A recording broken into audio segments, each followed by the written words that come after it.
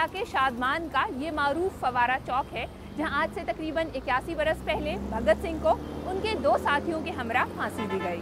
بھگت سنگھ کی انقلابی شخصیت کے دیوانے برس ہا برس سے اس چوک کو ان کے نام سے منسوب کرنے کا مطالبہ کرتے رہے ہیں۔ اسی درینہ مطالبے کو سامنے رکھتے ہوئے لاہور کی ضلعی حکومت نے کچھ عرصہ پہلے اس چوک کا نام بھگت سنگھ چوک رکھنے کا اعلان کیا۔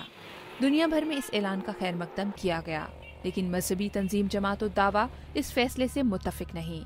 جماعت الدعویٰ کا مطالبہ ہے کہ اس چوک کا نام حرمت رسول چوک رکھا جائے۔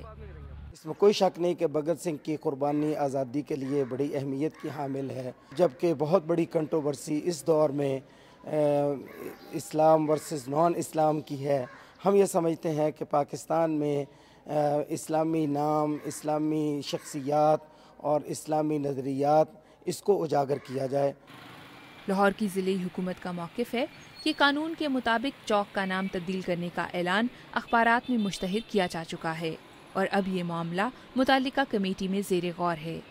2 ہمیں آبجیکشنز آئی ہوئی ہیں، ایک کوئی ریٹائرڈ سول سرونٹ ہے اور ایک کوئی تنظیم ہے، تو وہ جو ہے کیونکہ ایک پروسیجر ہے، دس از لیڈ جو بائی لاز ہیں، اس کے جو قانون ہے، جو پروسیجر ہے، اس کے تحت ہم نے آبجیکشن، اور ہو سکتا ہے وہ کہیں گے جی ہم ان کو پرسنل ہیئرنگ دیتے ہیں، اور اگر پرسنل ہیئرنگ دیتے ہیں تو may be that may take a little longer, but یہ نہیں ہے کہ جی ہم نے جو نوٹیفائی کیا ہوا ہے اس کو ہم ملتوی کر دیں۔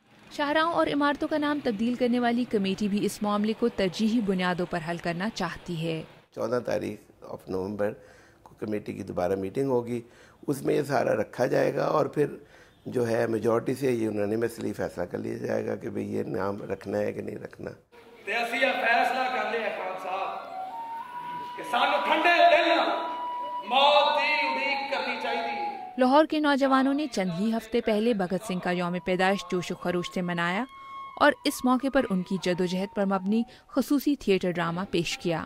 شمالہ جعفری، BBC لاہور۔